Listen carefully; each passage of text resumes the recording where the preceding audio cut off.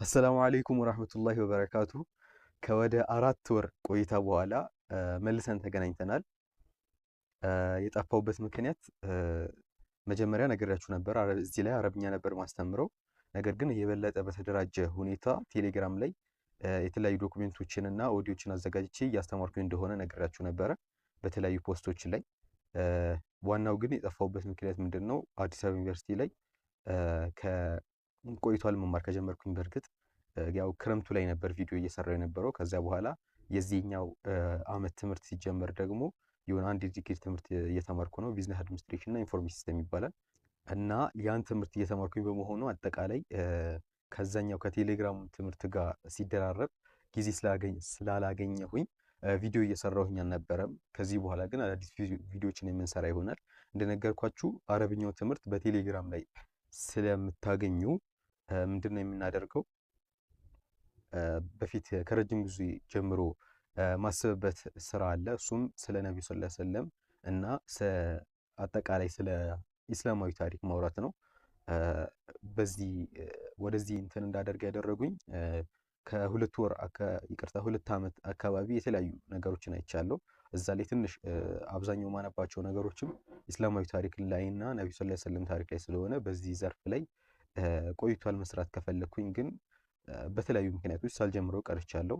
ከነዛ ምክንያት አንዳንድ የሺአ ምናምን ነገር እዚህ ሀገር ውስጥ ያሉት ነገር፣ ሌሎችም እንደውም አሁን ባለንበት ጊዜ ነብዩ ሰለላሁ ዐለይሂ ወሰለም አልነበሩም ምናምን ነገር ምናባዊ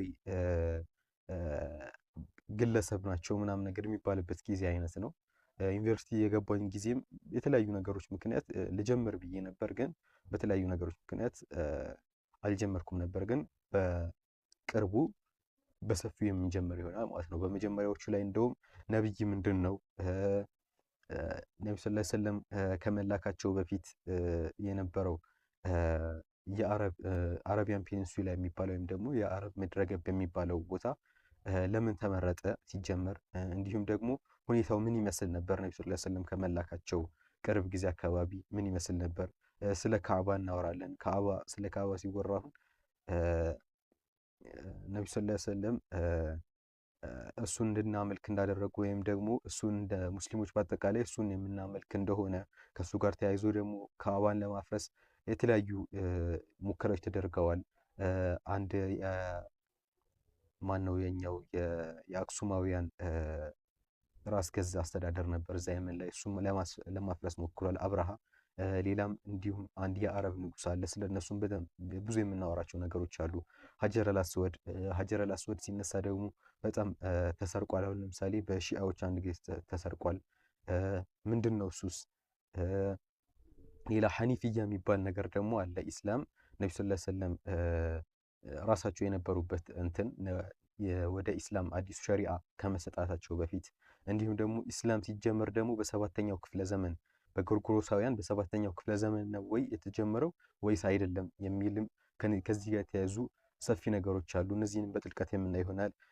ሌላ ገዘዋቱ ረሱል ነብዩ ሰለላሁ ዐለይሂ ወሰለም ሃይማኖታቸውን ለማስፋት ወይም ደግሞ ዲናችንን ለማስፋፋት ሰይፍን ተጠቅመዋል ወይ፣ የውጊያቸው ምክንያት ምን ነበረ የሚሉትን ነገሮች እናያለን።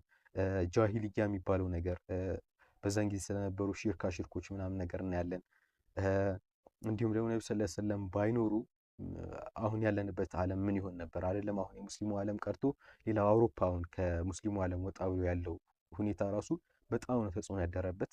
ነብዩ ሰለላሁ ዐለይሂ ወሰለም ባይላኩ ኖሮ ያ ዓለም ጭምር እንዴት ይሆን ነበር የሚለውን፣ ሌላ ደግሞ ስለ ሀጀሩል አስወድ ነገራችኋለሁ። እንዲሁም ደግሞ ገዘዋቱ ረሱል፣ ስለ ሐኒፍያ፣ ስለ እነዚህ አጠቃላይ በጣም በቻልኩት መጠን አሪፍ አድርጌ ለማቅረብ እሞክራለሁ። ተከታተሉ። አሰላሙ አለይኩም።